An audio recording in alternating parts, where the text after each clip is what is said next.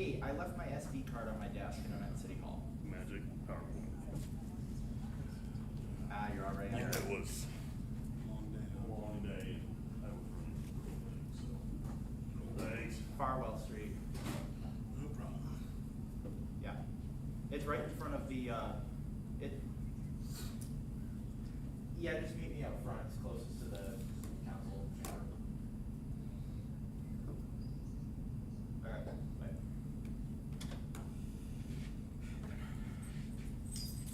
Had to be a breaking news thing where I forget my SD card.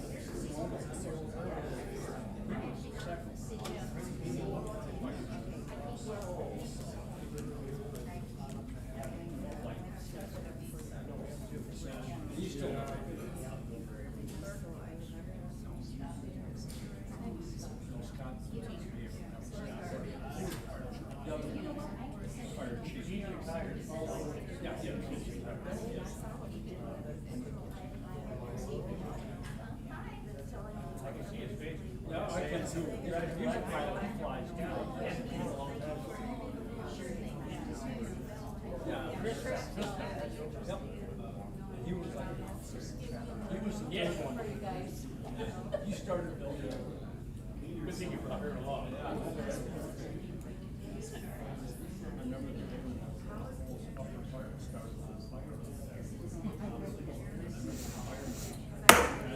This meeting of the Eau Claire City Council will come to order.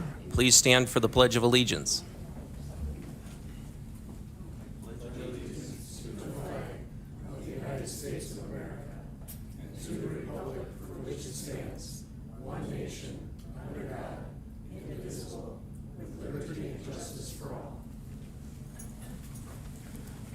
City Clerk, please call the roll.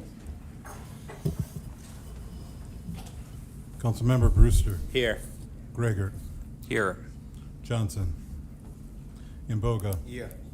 Miller, Here. Orth, Here. Otto, Here.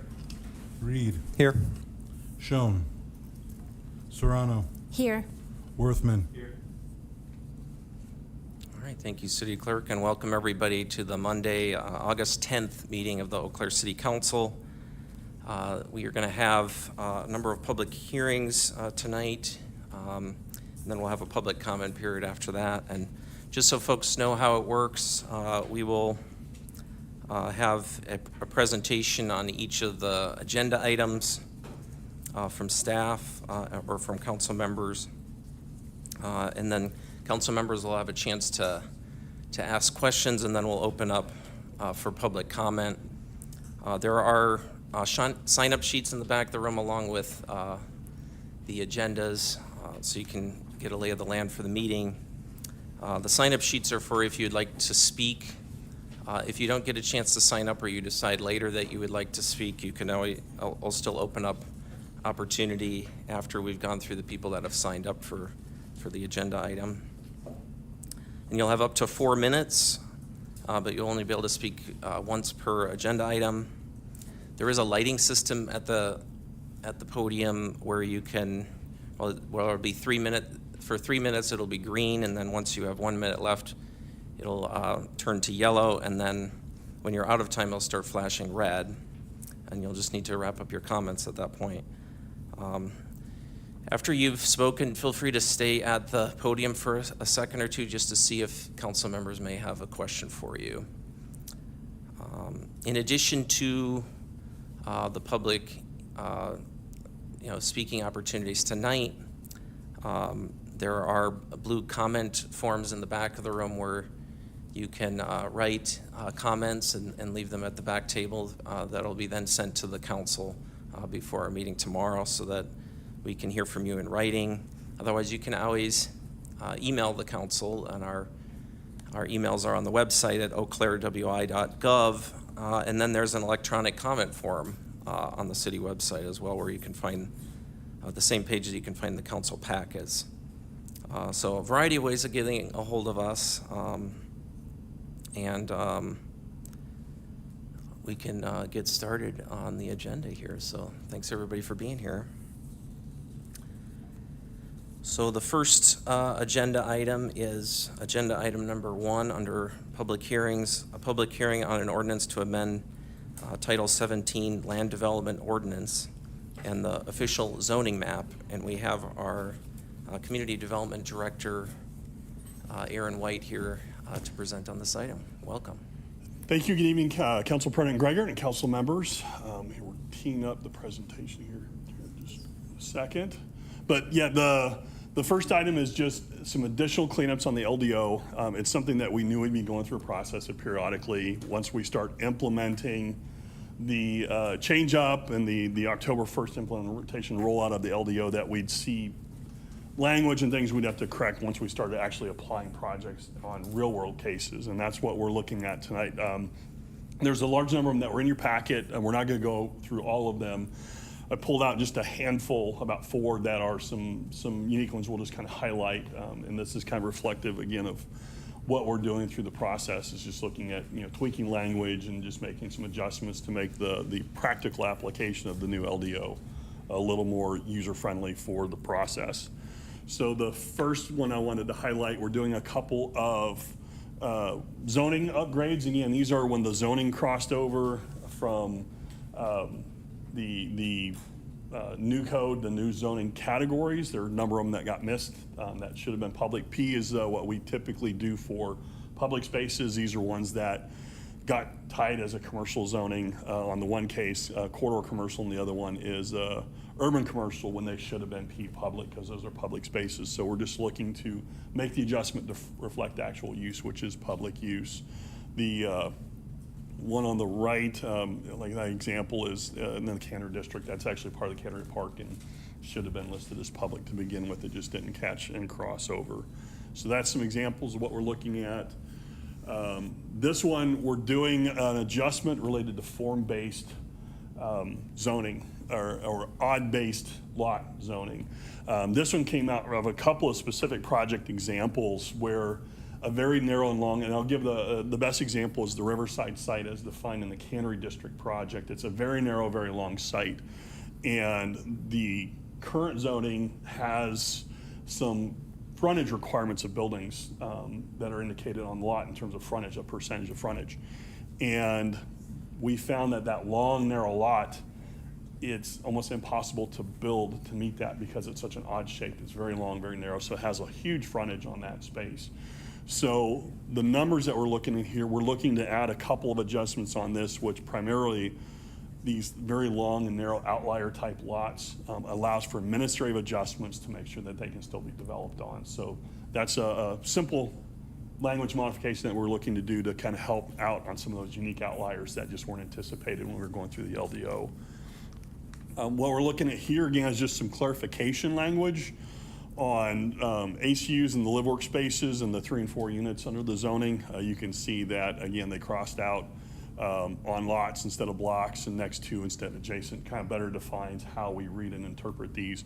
Again, we ran into some projects, including some stuff that were looking at home-based, that we hit some language issues. It wasn't quite clearly defined the way to do that. So the language changes that we're looking in this example are to kind of clean up some of those ambiguity that we had on a couple of live examples that came forward. And then again, this is another adjustment that we're looking to make. We found that the greenery and the island requirements, when you look at very small lots, an existing lot structure, and then we're talking lots of less than a half acre in site, you can't realistically fit in the islands and the green space within the parking space and still meet the code requirements for the parking to meet the code for requirements.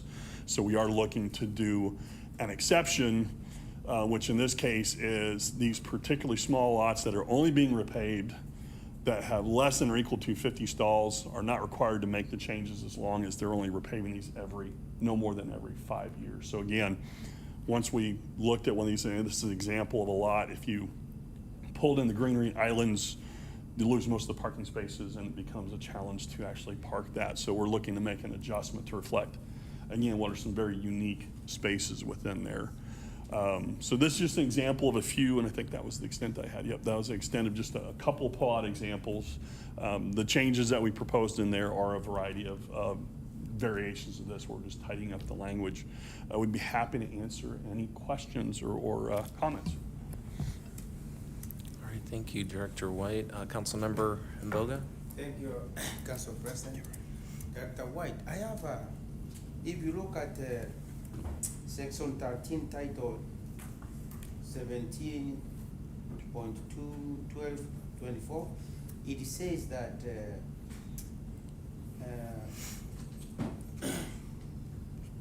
the percentage of, what is that? The percentage will be 1,250%. Is that a typing error or what is that? Can you guys help me out? I would have to look that up. You said Section 13, you see, we have Section 9 right now on the Okay. screen, but if you go to Section 13, can our city council guys look at the Section 13? I don't have the code book in front of me. I can look at that and get an answer back to council before the session tomorrow, and we can make sure that that's a typo. Yeah, we can certainly. I don't have the full code book in front of me, otherwise I'd look it up, but I can confirm that, and we can make sure if that's a typo, we get that corrected for tomorrow. Yeah, thank you, Councilmember Mboga. Councilmember Worthman. Thank you, Council President. Director White, my question is about this parking lot landscaping requirement. Can you remind me how much land it was determined was needed for, was it on a percentage basis or was it something else? Because I'm almost inclined, if it's on a percentage basis, to maybe look at reducing the percentage requested. It's interesting you bring up this parking lot too, because this is in my neighborhood. And you can see on here, the boulevards where tree and grass would normally be are completely paved over. It's very weird, but you can't park there. So it actually is a very interesting example where there could have been some green space in the public right of way, but they just paved over it. So thanks for bringing this to my attention. Absolutely, and that's something that staff would tend to look at it. Like if you look at this particular example, there's a fair amount of tree cover on the outskirts already on that lower left quadrant of the space. So looking at what's going on in and around it, if there's sufficient tree cover in the boulevards and the boundaries around it, it's felt like we can achieve the effect of getting more greenery and more shading and screening without having to eat up most of the parking spaces. But we can confirm any type of percent coverages on that. Can I follow You up? have another question? Yeah. No, yeah, I appreciate that. It's just a matter of, I should have gone and looked at the full LDO for this discussion, but I assume what it is it's probably a percentage or something. And so, yeah, I think I'm just curious to see. I'm probably gonna support doing an exemption for smaller lots, but I'm curious how that generally works. Yeah, and this is probably another case like we referenced with the administrative adjustments for the narrow long lots. It's not one you're gonna see a lot of. It's not typical to see ones this size, but we are seeing a couple oddballs come up forward, so we're just looking to make some adjustments to reflect some flexibility there. All right, Councilmember Orth. Thank you, President Gregert. Director White, my question is more broad in nature, not something specific that you just presented. I'm just wondering, I had noticed in the packet that the LDO is new, and you just referenced that it started on October 1st, I believe. And I'm wondering, is the Title 17 LDO the same as the Century Code? Yes, the centric, we've done away with the term zoning, and it is now the land development ordinance, or the LDO was what's referred to instead of our zoning ordinance. That was part of the language change on there. But yes, that is what we're referring to. Thank you. Thank you. Councilmember Mboga. Thank you, Council President. Dr. White, I think I have two questions to ask you. One is going to what Council Whitman was saying about the parking lot. The provision says that if it says the parking lot with 50 stalls or fewer, is that right? Correct. The change would be 50 or less parking Yeah, stalls. So how did you guys come to the 5-year limitations? The intent is to ensure that somebody's not basically rebuilding it section by section, over time, doing this piece. So the idea is it's just a resurfacing. It's not actually renovating or tearing up or redoing it.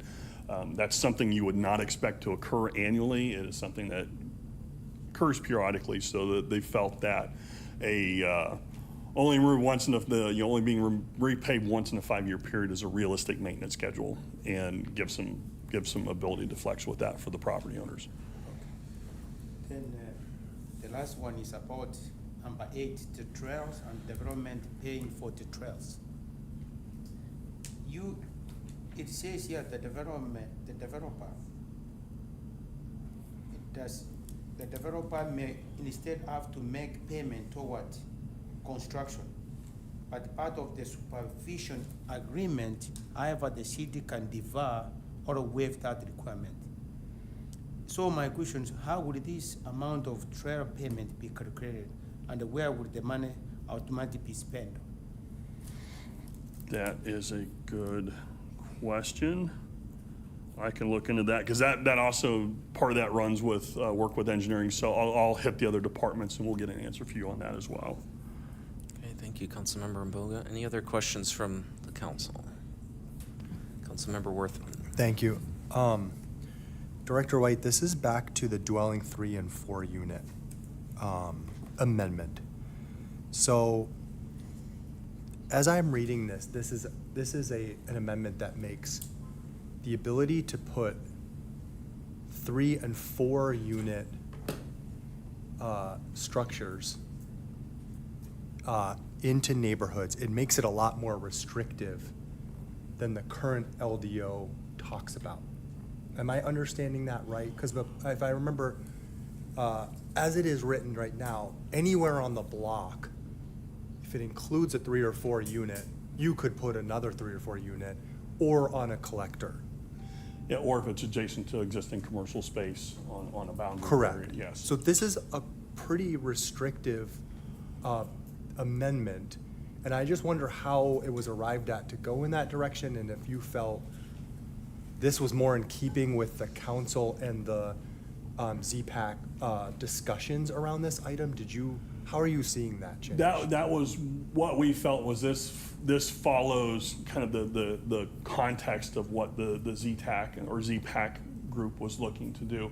The language change, what we found is some of the language, the way it's written, was hard to decipher when you started looking at space on the ground. Is it, across the street, is that still adjacent to, but there's a street across and it's, catty corner on the other side of the street. It left a lot of ambiguity. So working with legal and whatnot, they felt the language changes in this adjustment could be more clearly defined and identified to an applicant who's looking to make some adjustments. So that they felt this was still in line with what council and the compliant council and plan commission were looking to do through that ZPAC process. But it is quite a bit more restrictive. It definitely doesn't give any extra leeway or really loose interpretations, which again with what they're trying to do is to keep things fairly well defined. Okay, thank you. All right, thank you. Councilmember Mbogo. Thank you. The last one. The last one is talking about accessory commercials. So my question is, what type of business qualify as accessory commercial units? And could this create noise, traffic, and parking issue to a nearby residents? So it would be something that's somebody's using their garage or an accessory structure on their property to operate some sort of business. They still have to maintain the requirements. They can't create noise. There's no exhaust. There's no, the act or operation is not leaving the property through like exhausting or things like that. So they still have to have a very confined and controlled operation. It's also not a high volume traffic of folks coming in and out all day long. It is intended to be still a fairly low key operation as far as what those go. So they still have to meet all those requirements. All right. Looks like those are the only questions we have. Thank you, Director White. And we can now open Thank you. this item up for public hearing. Did anyone happen to sign up to speak during this agenda item?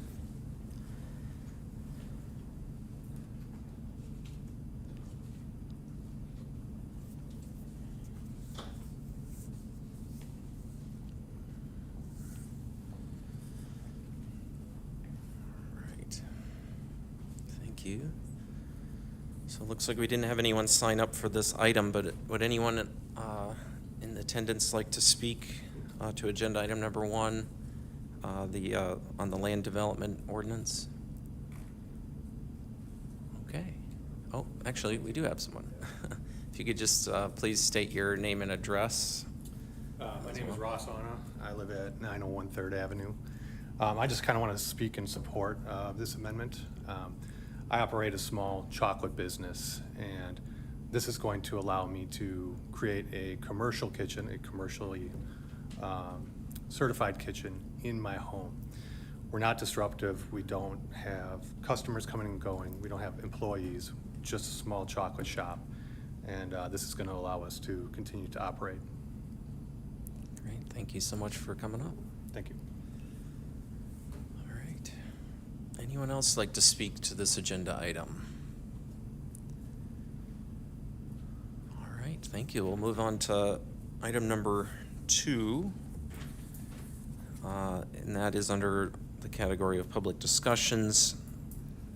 Public discussion on an ordinance amending Chapter 8.32 entitled Management of Waste and Recyclables of the Code of Ordinances of the City of Eau Claire to create a comprehensive organics management and composting program. And we have 2 council members that have been working on this, and happy to give you time to present. And if there's any staff that would like to share anything, that would be welcome too. Councilmember Worthman.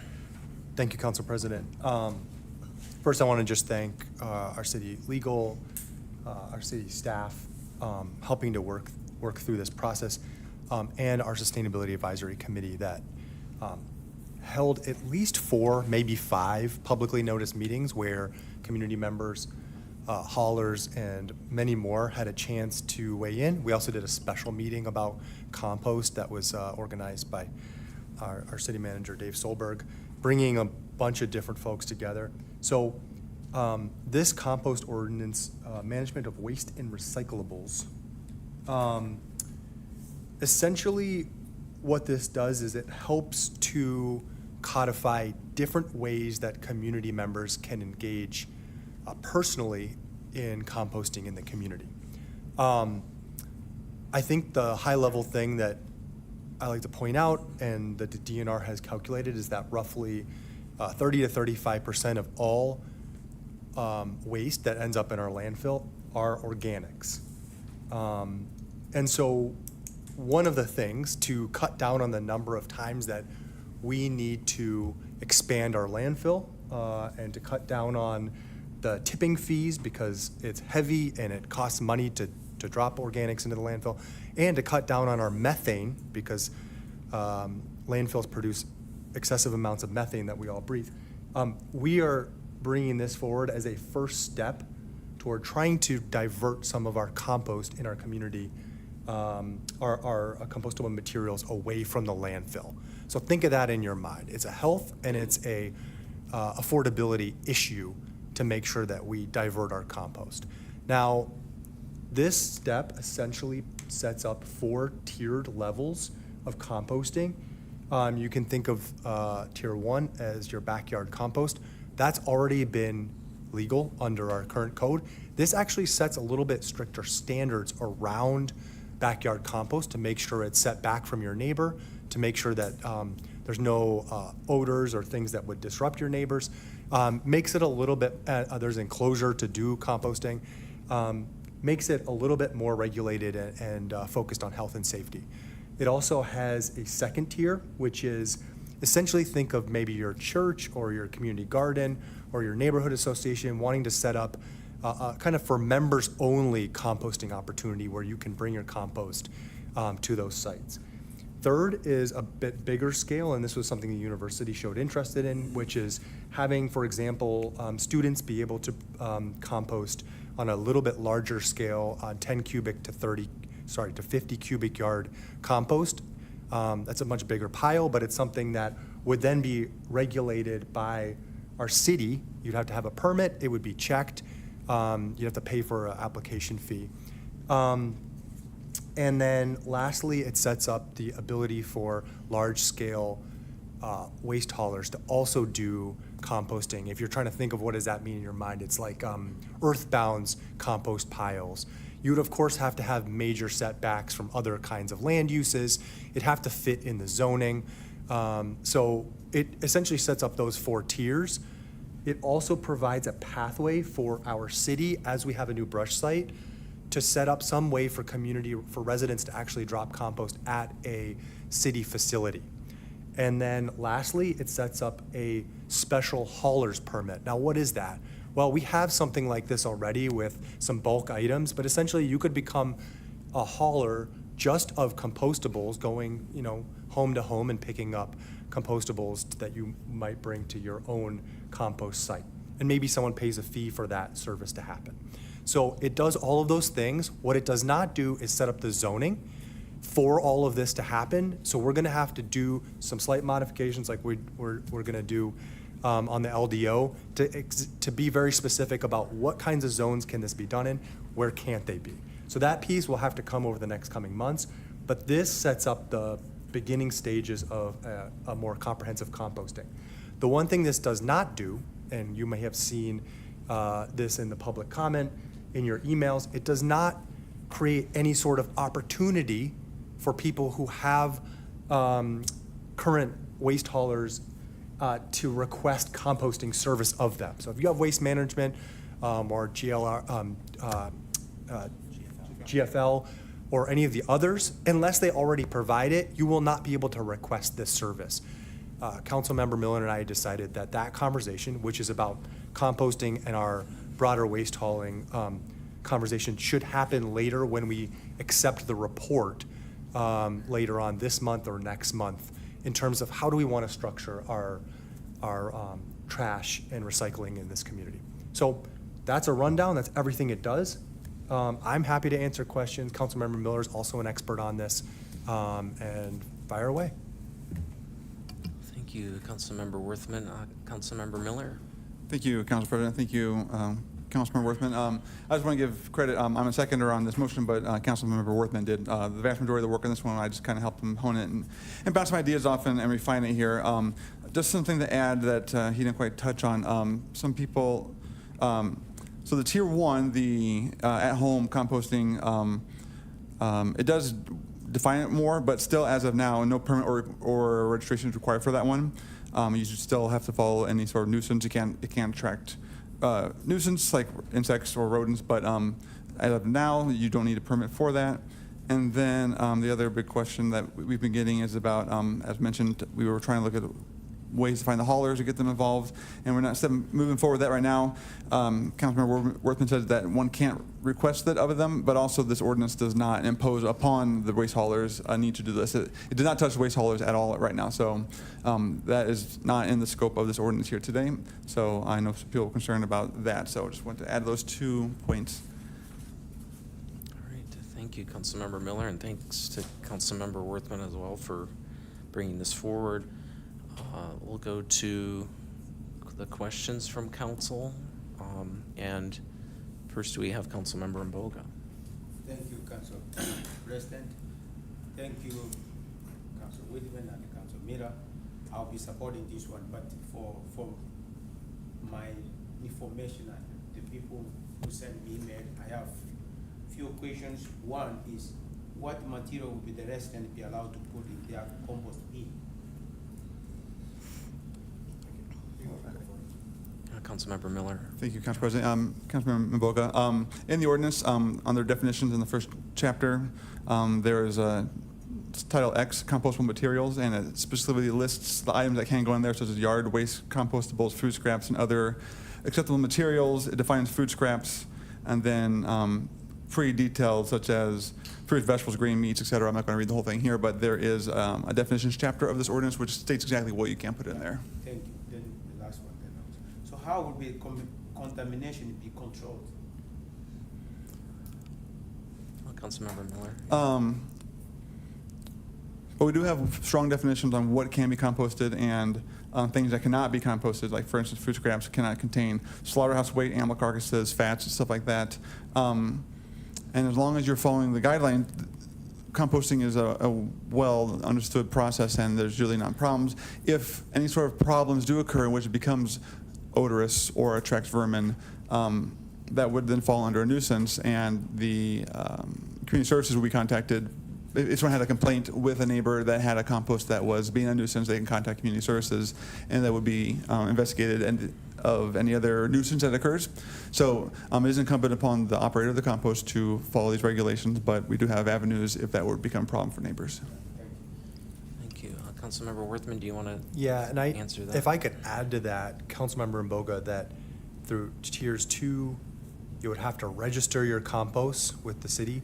Tier 3, you'd have to not only register, but have a inspection. And Tier 4 is DNR regulated. So there are a number of different ways that check-in would happen to make sure that, you're following the ordinance. But then, as a lot of things are complaint basis as well. So We're setting up the parameters as best we can to encourage that people follow it. Thank you. Councilmember Reed.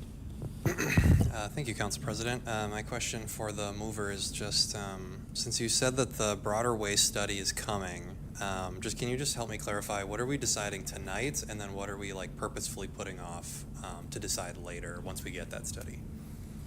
Councilmember Worthman. So the conversation tonight for public hearing and what we will vote on tomorrow is just setting up these 4 tiers of potential composting that people can engage in, adding to it that special hauler, and on top of it, the potential of a city brush site, including compost. What we won't be talking about, and which is not included in this ordinance, is conversations around, do we want compost service to be a part of the hauler experience that people in our community have? Do we want that to be an option or not? We're not bringing that forward. That part of the ordinance we felt was best left for a future discussion for when we look at the waste hauler study and decide how do we want to advance. Because it's going to be a big deal to make a change like that, and we want to do it right. And I think a lot is going to depend on what does the council want to do on waste and how do we want to set that up. So we felt it was best a part of that future discussion. All right, thank you. Councilmember Orth. Thank you, Council President. I was appointed to the 7 Mile Landfill Committee, and we had our first meeting that I was at a couple weeks ago. And as the landfill manager was giving his report, one of the things that he talked about was fires, and that was part of his report. And I see that in Section 3, it talks about public health and safety issues, and it specifies fire. And I think if I understood from the meeting, because I asked about that, and it seemed like it was the methane gas from compostables that were creating these fires. Am I remembering that correctly, or, and maybe you don't know the answer, but. Yeah, I don't know. Something we can look into. Yeah, I was just curious. All right, thank you, Councilmember Orth. Councilmember Otto? Thank you, Council President. So, as I understand, and to address some concerns from my constituents, this ordinance is really granting residents something new that we can do rather than telling them it's something additional that they can't do, which I think is great. I just want to address the concern about enforcement. It sounds like it would be based on other residents reporting violations. Given the nature of this, the potential environmental concerns, which I don't think are significant at all. Can you address anything more about enforcement of this new and kind of complex ordinance if we pass it? Yeah, Councilmember Miller?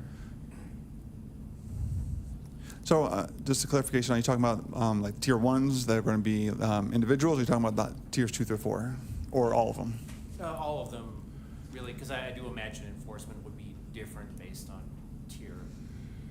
Because tiers 2 through 4 will be easier for enforcement because there's going to be registration and or licensing and our commercial operation. So the biggest, I wouldn't say the word challenge, but the biggest opportunity for having concerns from neighbors will be ones in the neighborhoods at the personal ones, but actually that doesn't change from how we are now. Because the purpose of this ordinance also, because right now you can have your own personal compost or you can have your hauler do it. And there's no tiers 2 through 4 and there's no community.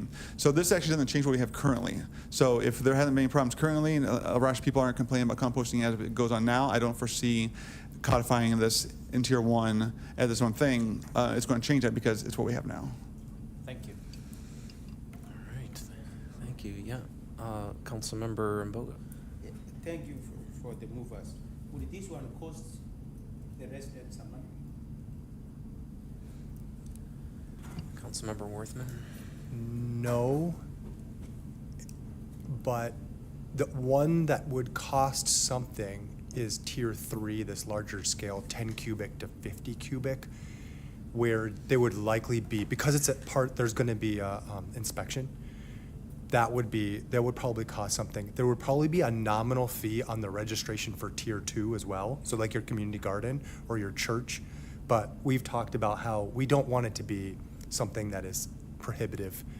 We want, if it's $20 or $30, something that is reasonable to be able to notice. If you do it in your backyard, there's no cost there. Great, thank you. Any other questions from council or any questions for staff or clarifications? Okay. Well, we'll move to the, okay, so we actually have some folks that have signed up to speak during public discussion, so we'll start with those, and then if anyone else decides they would like to speak, I can invite others. Travis, would you like to come and speak, please? Good evening, Council. I'm Travis. I live at Gatehouse Drive. So whoever that is, you're my representative, which I do not know who that is. I guess I don't understand. I missed all of the previous meetings, so that's on me. You did a very good explanation, as well as you. What problem does this solve? Is this a problem that exists currently? We just need to change the wording of the ordinance that maybe already exists? Or is this something that's brand new because you're trying to reduce the amount of organic waste going into the landfill? Okay, is that what it is about? Are they allowed to speak to the questions? Yeah, we can certainly get back to you with the answers, but typically we're not really Okay, allowed to so speak. then I'll just take it from this. Most of the people that I'm following right now that are talking about this, they all want to know what this solves, because is this just to get a new headline to say something snappy? Because they don't understand it. I think there's a disconnect between what you guys are trying to do and what the citizens understand, because most of them are all complaining that now you're going to hold, like you were talking about, the individuals that are already doing this or in their own homes for their own benefit, to benefit everybody, accountable, and they're afraid that you're going to usurp their ability to do that, and you're going to mandate some sort of regulation that's going to take that abilities away. So that's what pretty much everybody is saying. Most of the people that are against it, like me, I'm not against it. They didn't understand what you're trying to solve, because it doesn't sound like it's an actual problem to them. So I'm just bringing it to your attention. Thank you. Yeah, and we can, if you stick around afterwards, we can speak with you, or we'll be further discussing it tomorrow as well. So All right, thank you. appreciate it. Okay, anyone from the gallery would like to speak to agenda item number 2 on management of waste and recyclables?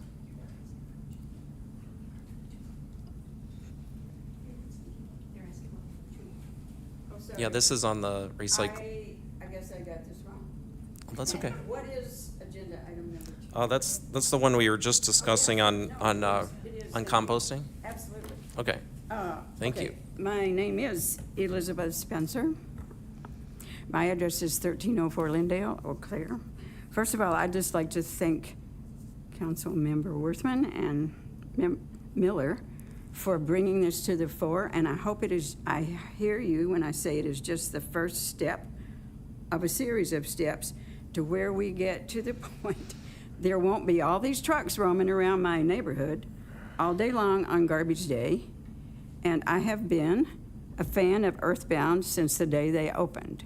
So I much appreciate their service. I understand this would be a burden to all of a sudden make it required for all of the other garbage haulers to suddenly have to do it. Okay, I get that. So I hope there'll be some kind of long-term transition to make it happen. I don't know whether it could ever be required or not. The future will tell. But I have to tell you, I used to bike that road out to the landfill. Oh, seriously. It was beautiful. I biked out on the north and came back on the south of the lake. Okay, so then all of a sudden, there were these big trucks rambling this far from my wheels, which scared the bejesus out of me. And then there started to be glass and garbage on the road, so that stopped. So I do think we need to have a long-term plan for our garbage hauling. But I understand this is a first step, and I encourage you and thank you to continue the journey. So, thanks a lot. I think people don't understand it. We'll just need more information. I can't believe anybody'd actually be against it. Anyway, thank you. Thanks for doing this. Yeah, thank you.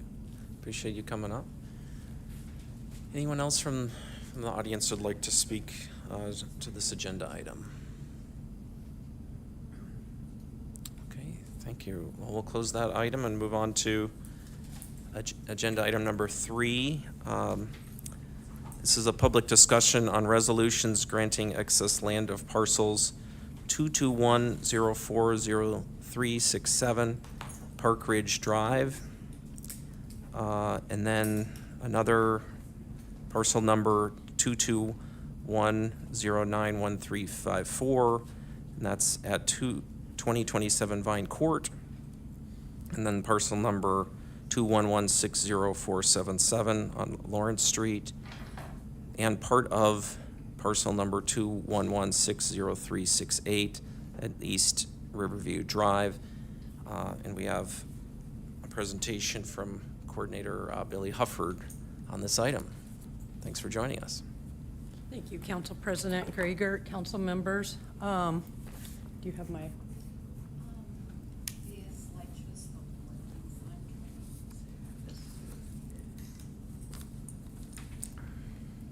As you guys are aware, we're getting presentation up. We've been working on this excess land project for a while. We'll continue working on it probably for years to come.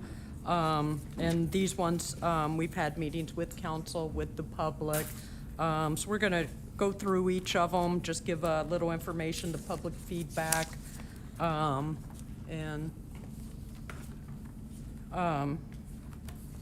and then I think there's public members here who would like to comment on this also.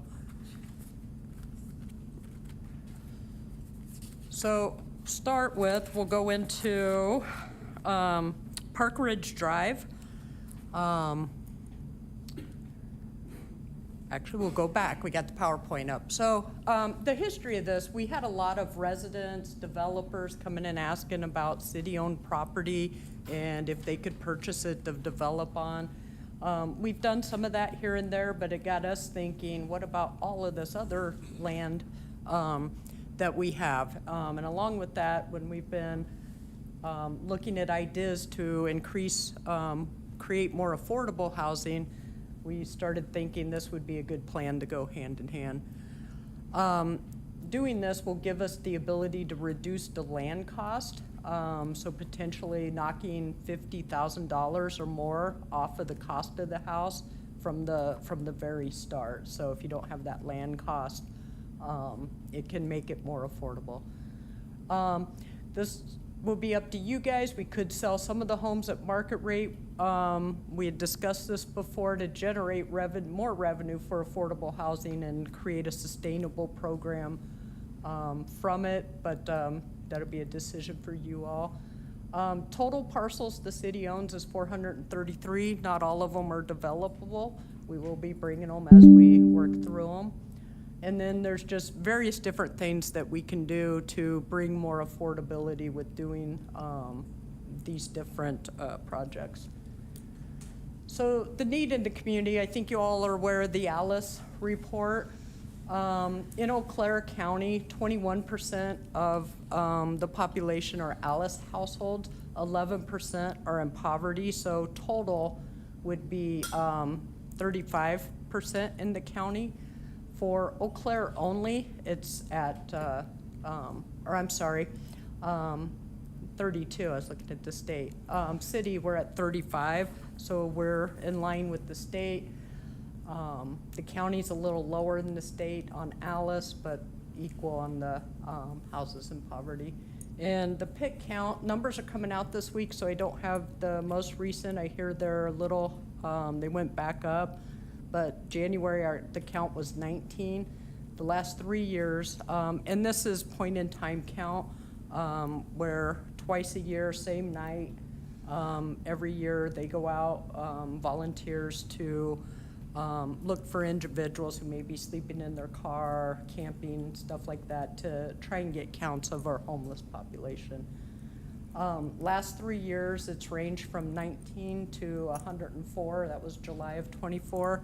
The PIC count helps to determine population, but it's dependent on many things: number of volunteers you have, what the weather might be like. Are people finding different places to go, so we don't, community might not know where the spots to find people are, different things. So you can see a lot of variance with that, but it is a good count to help us get an idea.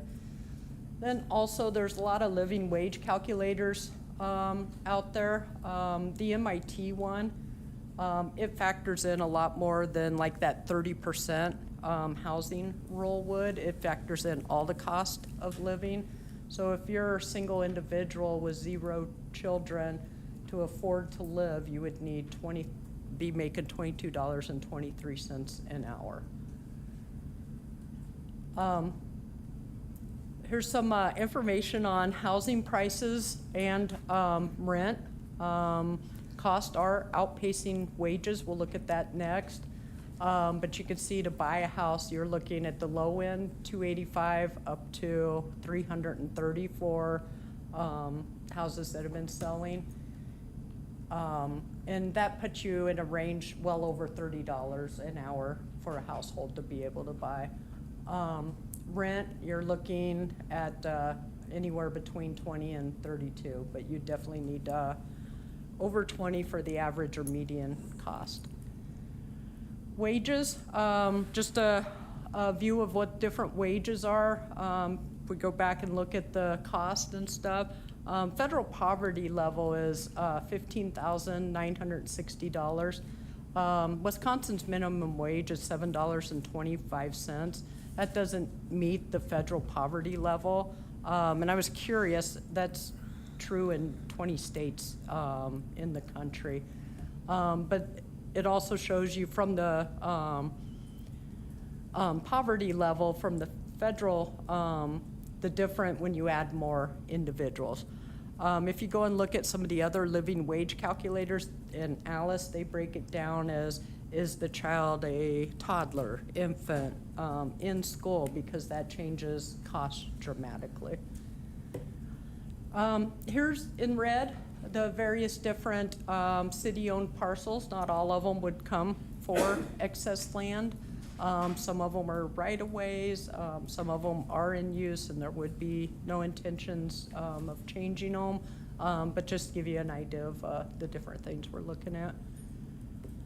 Methodology, we identified the parcels. We're eliminating the ones that don't meet the minimum lot requirements, eliminating ones that are currently in use. But we do look at them to see if that use could still be maintained, but a portion of the property could be used for housing. We look at elevations and other things to determine buildability, zoning, and then we'll look at selecting batches at least twice a year to bring forward to go through this process. We also send them to various departments to check many different things, engineering, water, utilities, and they look at right-of-way buried utilities. I think we talked about it before. We had one property we thought would be great, but there's no driveway accessibility. So we look at all that before we even bring them forward.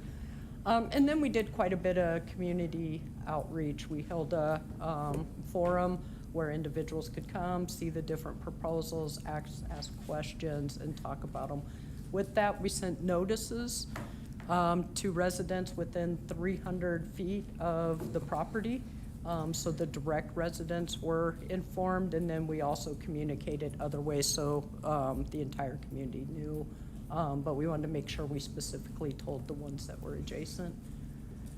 So, Vine Court, this is a small little piece just right on the corner there. We're not really sure why it was never built on. It's a great location, it's right by the school.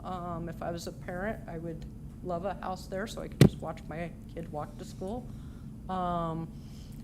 It's a small lot. It can be ideal for a smaller home, maybe a duplex. But I don't think you're gonna find much more could be built on that.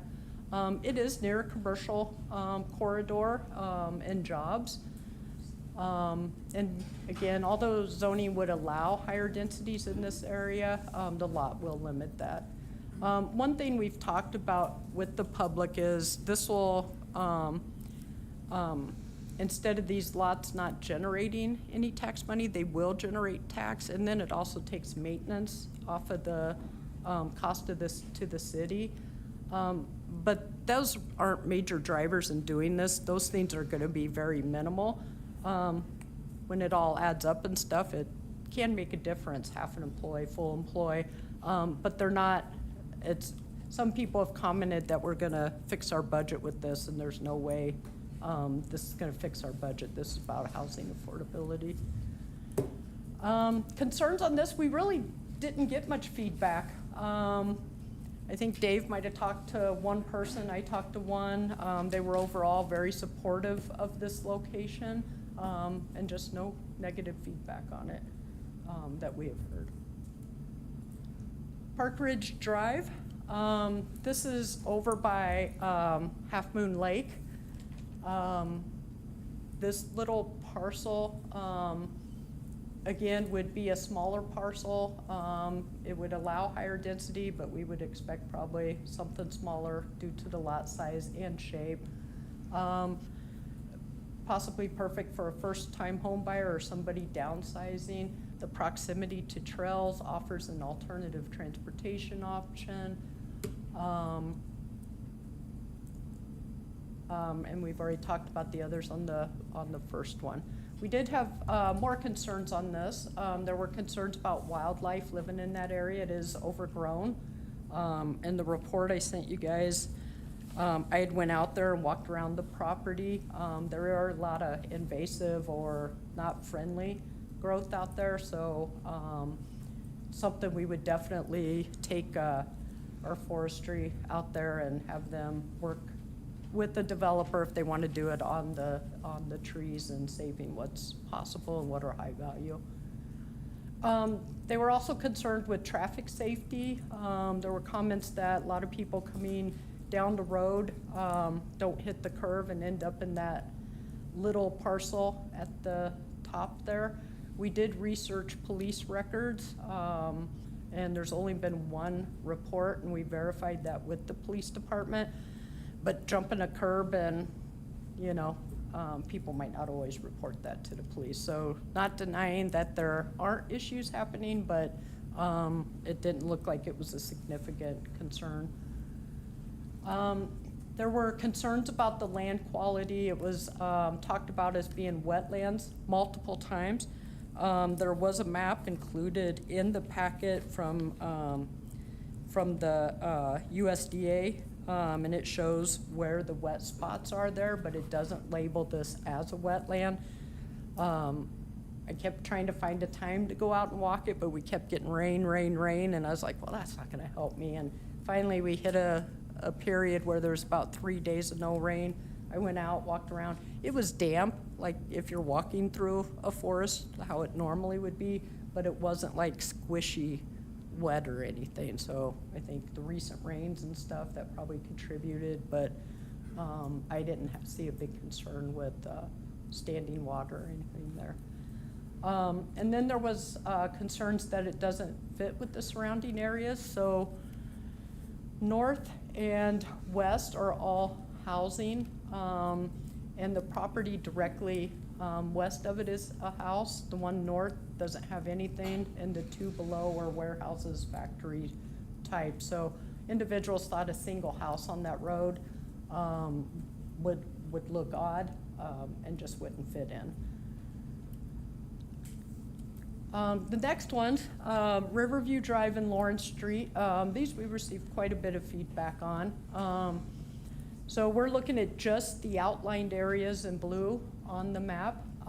These areas have water and sewer stubs available, so that'll even help reduce cost more because that infrastructure part's in place and it won't have to be paid for. Again, reducing the land cost can reduce the overall cost. This has the potential to add 20 or more homes, depending on the density that's decided on it. And I do want to talk about the homes that'll be built. One of the concerns brought up had both reduced housing value and increased property tax. I do want to emphasize these homes aren't going to be low income. We just can't build for that amount unless there's a lot more subsidies added. We're just trying to figure out how we can get first-time home buyers or people looking to downgrade into something smaller, more affordable options, you know, knocking that 50,000 off. If you go back and look at the wages, you know, people making $30 an hour are gonna struggle to buy a house, and this could help with that, freeing up lower house for people, available for people who can't afford higher costs.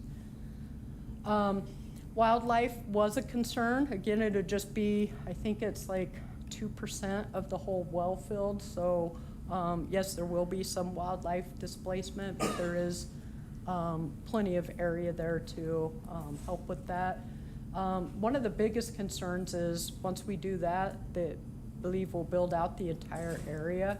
When we heard that, I had suggested, well, let's just put a conservatory on it, and that concern's not there anymore. So we are looking at doing that. We can't do anything with that until this is approved, if it's going to be, and we go out and do the certified survey maps so that we can have the locations and everything and to go through that process. So that is the intention, but we have to have everything finished with the excess land part, and all that will be done before we'd start building. Or be working on if building starts quickly. There was information about the White Pine Treaty brought up. I did do some research on that. That's about hunting and fishing on public lands. So I struggled relating it to this because within the laws and stuff, city wouldn't allow hunting in the city. But if we did, people would still be able to hunt per the treaty. So if there is more information, we do have a member of public that brought that up who could speak more on that, but I didn't see any concerns with that treaty reading through it. Plan Commission reviewed these. The first two, Vine and Park Ridge Drive, they did recommend that council approve these for excess land. Riverview Drive and Lawrence Street, they tabled that one, and they would like that one to go to Waterways Parks. This isn't something that typically would, but with this being something new and the concerns and stuff, we're working on getting it on that agenda if that's what you all desire also. And other than that, I'll take questions. Yeah, thank you. All right. Let's see, so I just actually had a question right away, just about a little bit more detail about waterways and parks and the history of discussions at that level. Waterways, Parks, and Urban Forestry Commission, I believe, discussed this in March. You could talk about what that discussion was like? And Yeah, I wasn't at that meeting. It went to that meeting because Cameron Park was on it, and that should have been the only property going. Once the public gave feedback that they didn't want it touched at all, we removed it, so in that case, it did not need to go back to Waterways and Parks. Okay, so Riverview was not discussed. I know you weren't there, but. They were all taken, but the only reason it was taken was because of the park. They shouldn't have all been taken at that time. New people in positions and learning. learning roles. Yeah, We'll no have worries. that little curve. Thank you. So we'll open it up to other council members before I dominate. So we'll go to Councilmember Otto first. Thank you, Council President. First off, I was at that meeting and, yeah, we did discuss all of those, not just Cameron Street Park, but if I recall, we didn't pass it, but I could be wrong. Yeah, I think you guys tabled them for more information. Right, yeah, thank you. My question is about the parcel near Rod and Gun Park. Is there a reason that wouldn't be brought to Waterways?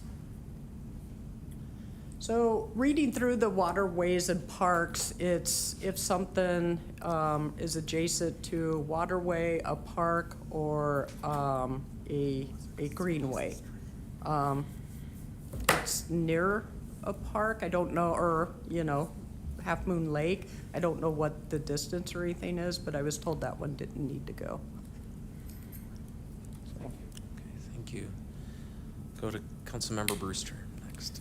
Thank you, Council President. I was just wondering if you could speak a little on the Wellfield properties as to why the order of operations has to be this before the conservation easement. I mean, I would think that once this was surveyed, we could do a conservation easement explicitly excluding those properties, and then once that's in place, then do the properties. Right. We won't do surveying until unless it's declared excess. There wouldn't be a reason for us to go out, do surveying, build out the lots as they should be and everything. And we'll have to survey that area to define exactly what the conservation area would be. So we'll have to do surveys before we can do it. Until we know what the lots and stuff will look like, where the exact borders and stuff will be, we wouldn't be able to.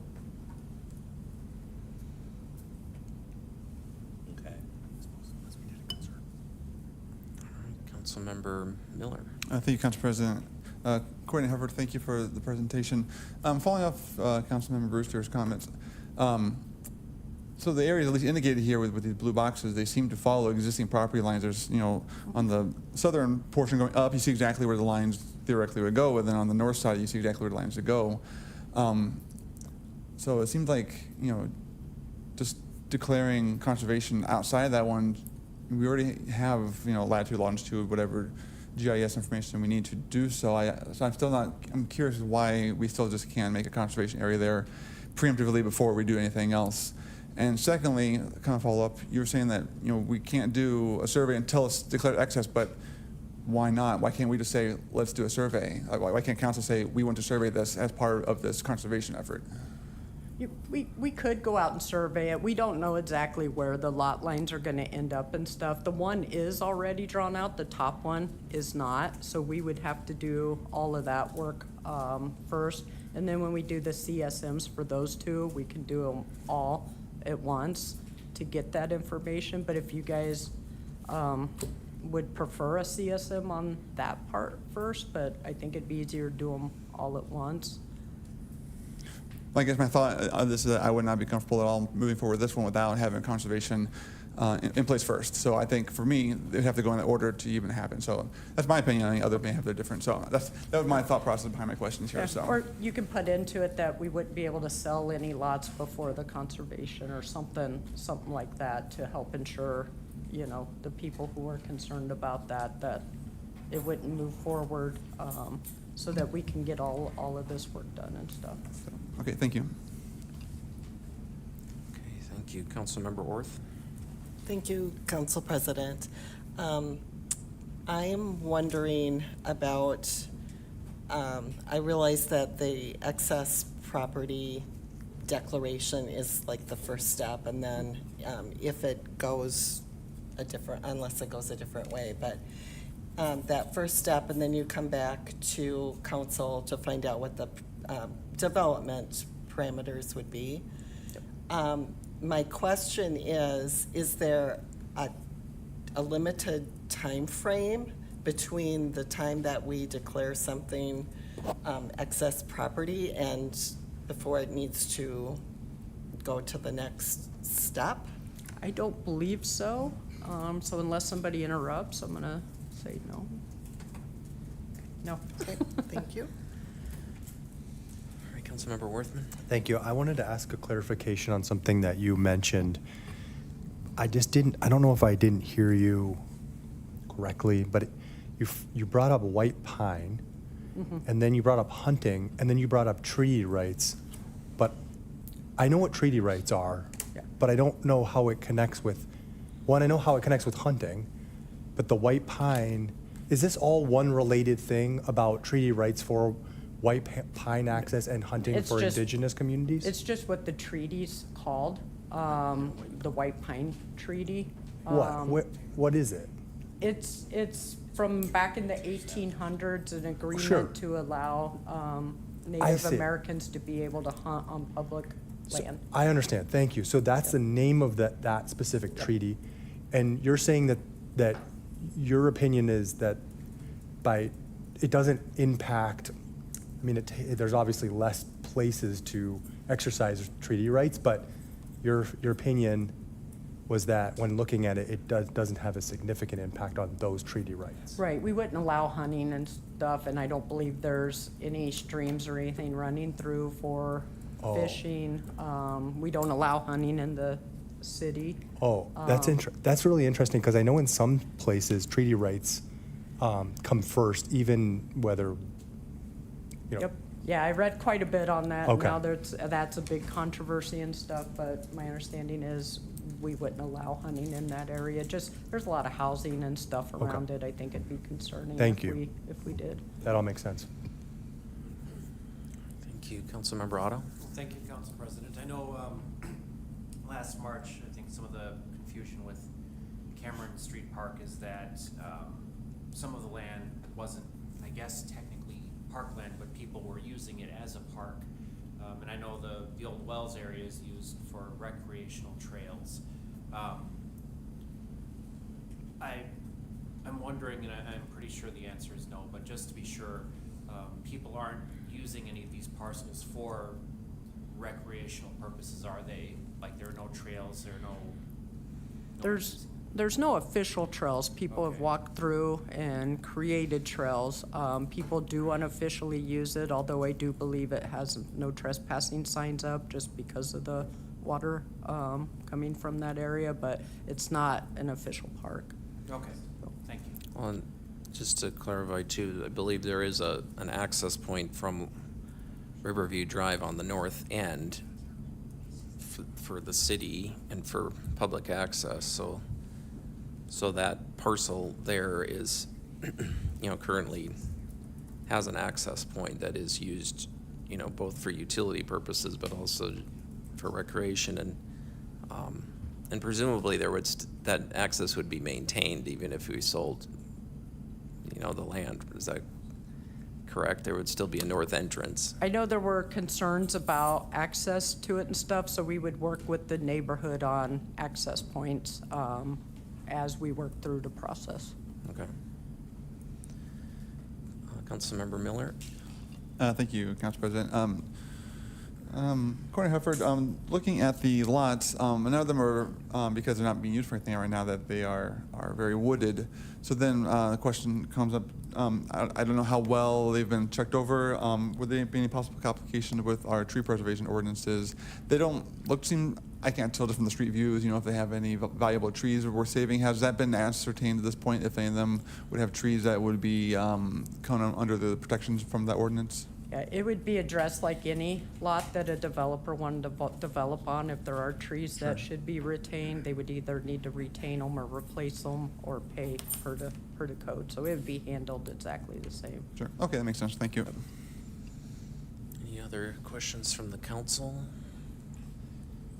I just have one kind of clarifying question about the timeline. Like, since there was a recommendation from Plan Commission to have these two parcels go in front of Waterways, Parks and Urban Forestry Commission, that would presumably be able to happen at the end of August here, and then this could come back as soon as the first meeting in September? Or, Yes, first meeting September, because they'd go back to Plan Commission, their first meeting, so. Also, it'd also go back to Plan Commission, okay? Yep. Okay. Well, let me check on those dates, because if I remember right, their September meeting was moved to August, end of August, because of holiday. So we might not be able to get it back to Plan Commission. It might have to be September, making it, or October, I guess, before we can get it back in there if we Okay. can't get in September. So I guess for tomorrow's meeting, it'd be good to have that whole timeline figured out as an option. Okay, definitely want to open this up to the public. Appreciate everybody's patience. We have 2 people that have signed up, and then we'll open it up to folks that maybe didn't get a chance to sign up or decided to speak. So first on our list for the public discussion is Mary McManus.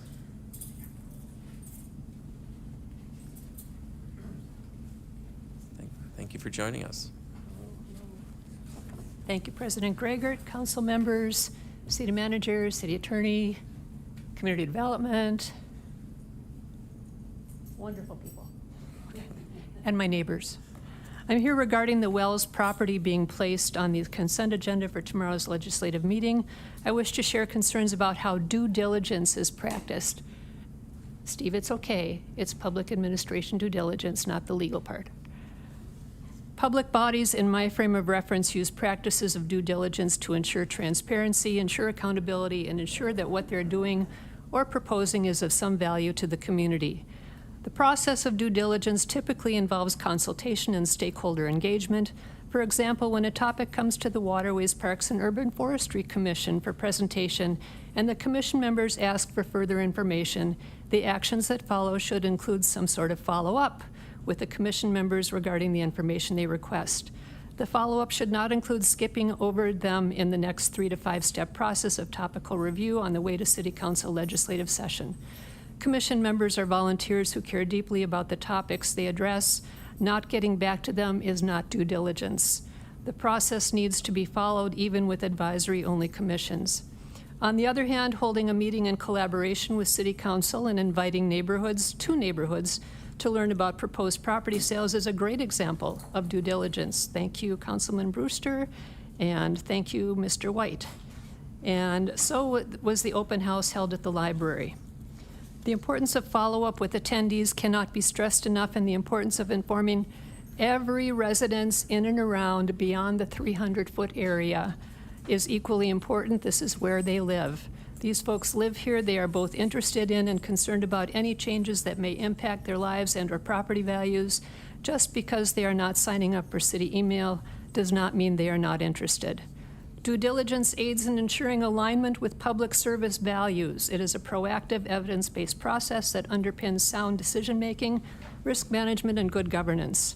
Due diligence is not just about legal compliance, it's about ethical accountability and transparency, and reflects broader reforms in public sector oversight and stakeholder engagement. Modern public administration emphasizes ethics and accountability as core due diligence practices. It is not just procedural, like meeting follow-ups. It is outcome-oriented. Done well, it leads to open conversation and partnerships driving community growth. A part of democratic citizenship is the give and take of stakeholder input and feedback. It is also part of democratic citizenship to wave flags of concern when things go sideways instead of forward. Due diligence is central to building trust and ensuring effective governance. It's a cornerstone of modern public sector reform. I do not pretend to know what is covered in onboarding for city employees, volunteer commission members, or for city council members. My request that more time be spent on examining successful means of due diligence practice and on examining areas that may need support and/or challenge. It's clear to me that people are working hard to raise the bar regarding due diligence. Your efforts are appreciated. Their efforts are appreciated. Thank you for your attention to my concerns. Mr. Nick gave a public presentation at that Waterways Commission meeting about the treaty, and so he would be your best access right now. So would Aaron Lefebvre, the chair of the commission.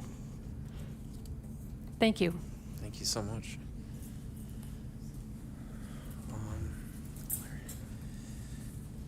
right, next on my list is John Dunn.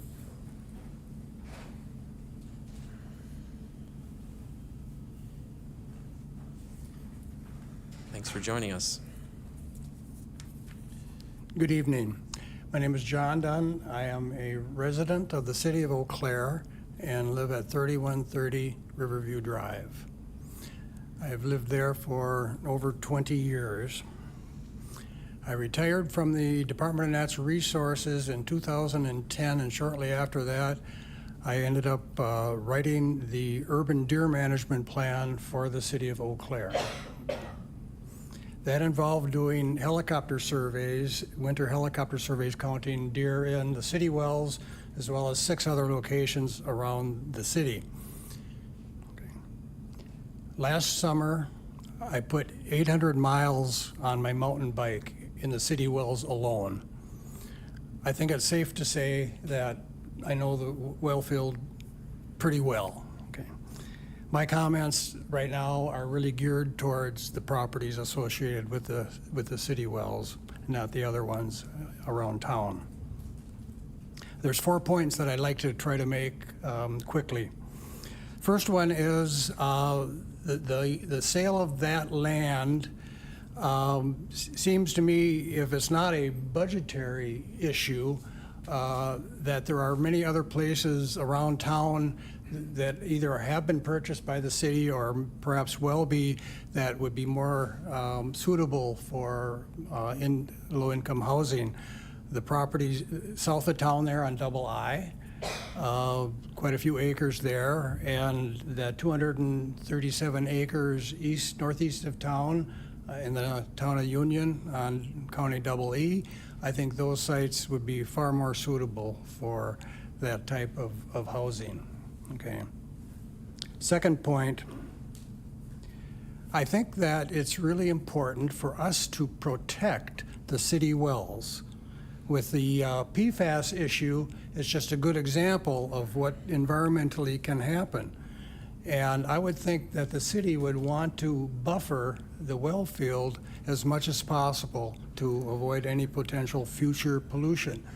You end up putting in multiple family housing in there, and that's just going to push everything into the middle.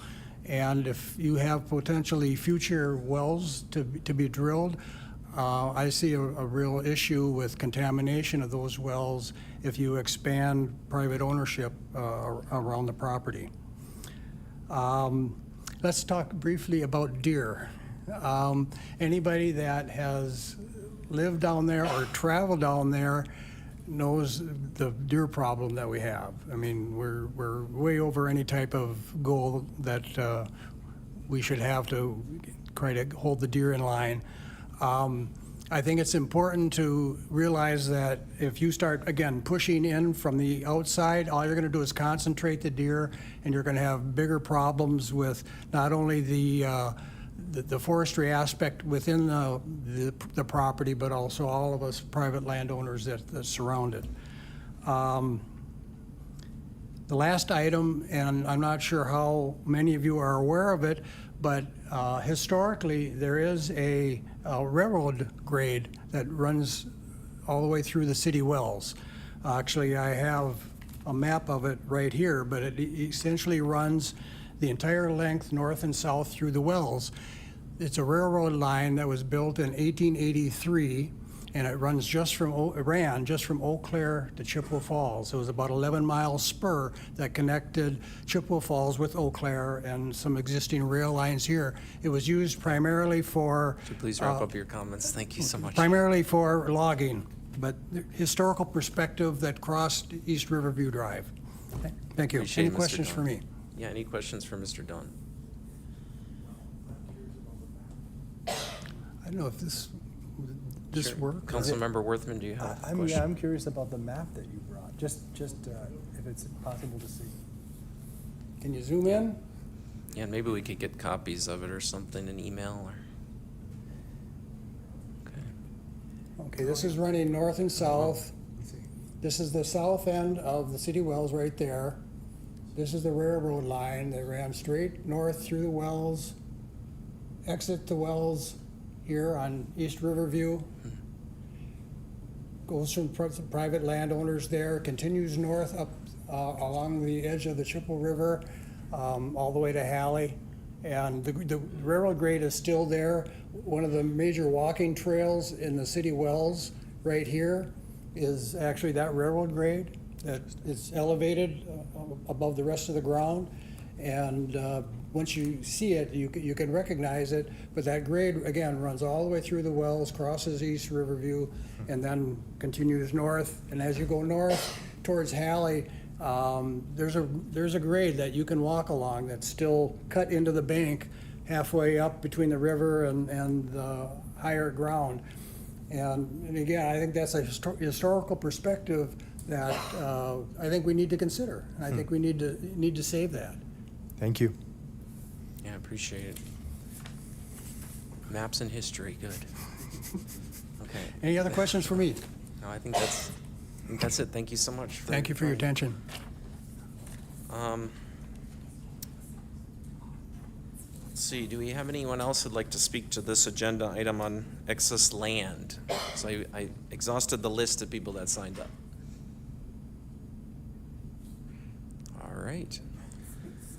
So we're going to close agenda item number 3, and that's the last of our public discussions, but we do have a public comment period. And this is for items that were not already covered on the agenda. It could be items that are on the agenda tomorrow that were not covered tonight, or it could be other topics that you want to bring up. This time is for those living, going to school, or own property or a place of business in the city of Eau Claire to speak to issues, ideas, or concerns of citywide application. You'll have up to 3 minutes to speak, and can only speak once per person. Yeah, just one person. After 2 minutes, the light will turn yellow, and then there will be a red flashing light for the final minute, and then you'll just need to wrap up your comments. This time is not for any personal remarks of city personnel or elected officials or any person affiliated with the city. Council members are not allowed to ask questions or comment during this time. There's a total amount of 20 minutes set aside for the public comment period, but it can be extended by a 2/3 vote of the council. So we do have a sign-up sheet for this as well. It looks like there's 7 people on it, and then we can open it up for anyone else who may want to speak during the public comment period. And this is, again, just a 3-minute amount of time. So the first person on our list is Lois Postlewaite. Thanks for joining us. My name is Lois Postlewaite. I live at 110 Park Place, Eau Claire. And I'm here tonight because I want to ask you to support something that you're going to be looking at tomorrow. And it is the petition that's been out there putting a referendum question on the November city election ballot, asking residents if they favor creating a local health care action plan being developed by community members. We all know the issues with healthcare that are going on with affordability. I have several people I love very much that will be possibly losing their insurance. So I would like to suggest that this effort that the Community Action Wisconsin has put up, it will provide a transparent mechanism to collect data, create local plans, and a way to improve things at the local level, and potentially advocate for locally determined issues with the state and federal decision makers. So I am speaking in favor of putting this issue to referendum to give the city residents the choice on this matter. Thank you very much. Thank you. All right, next on our list is Flo Sheridan.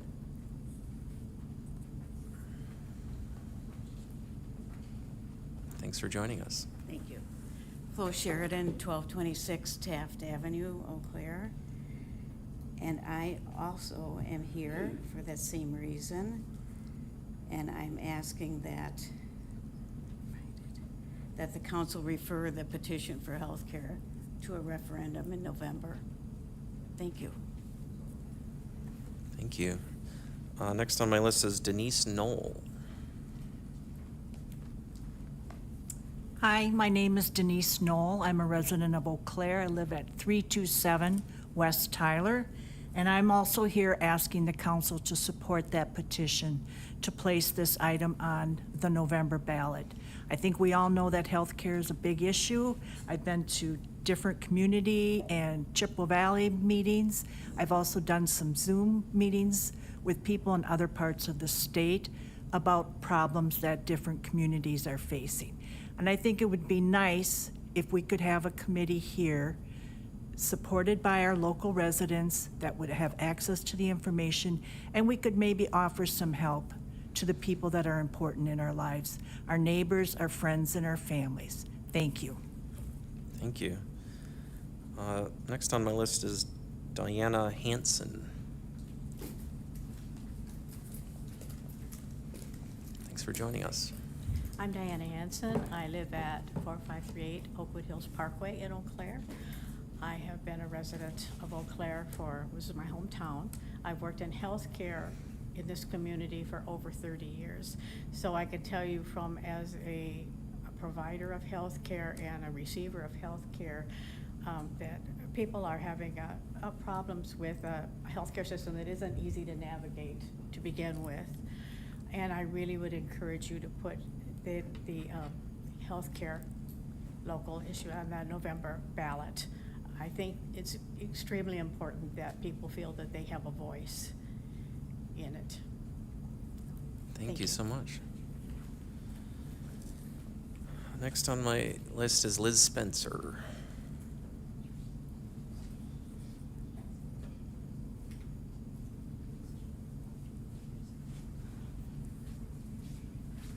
Thank you. My name is Elizabeth Spencer. I live at 1304 Lindale. I'd just like to echo what the previous two people, maybe three, I forgot, people have said about the local healthcare action plan. I won't repeat all what they said, except I want to emphasize two reasons why we need to have this and have the public have a great deal of input into it. Number one is you're well aware of what's just happened in our community in the last year or so with the closing of Sacred Heart. Gone in just a day or so. People didn't know. Employees walked out the door. They walked into work and they walked out with no job. And the loss of the whole Prevea system that worked with them. The other one is, I worked in public health for 20 plus years, and there's lots of health data that comes from various sources from the different levels of government. You're all well aware, this is uncertain nowadays. We don't know what we're going to be getting in the future, so I do think we need a source of good local data based on the needs of our citizens. So thank you. I hope you'll put that on the ballot in November for a referendum and let the people speak. I'm reminded of how come it Les Mis? We're going to let the people speak. All right. Thank you. All right, next I have Jackie Christner. Jackie had to go. Okay. Yeah, I didn't quite see her, so thank you for that. And then I have Travis as well. Okay. Go ahead, cancel. Like to pass? Okay. Yeah, I'll pass. Anyone else from the gallery would like to speak during our public comment period? Just have up to 3 minutes per person. Okay. Well, thanks everybody for coming tonight, and if there is no objection from council, this meeting is adjourned.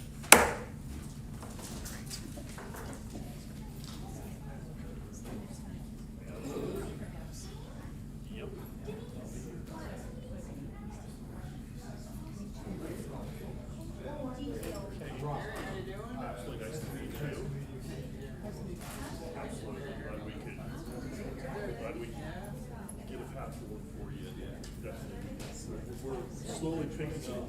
I'm sorry?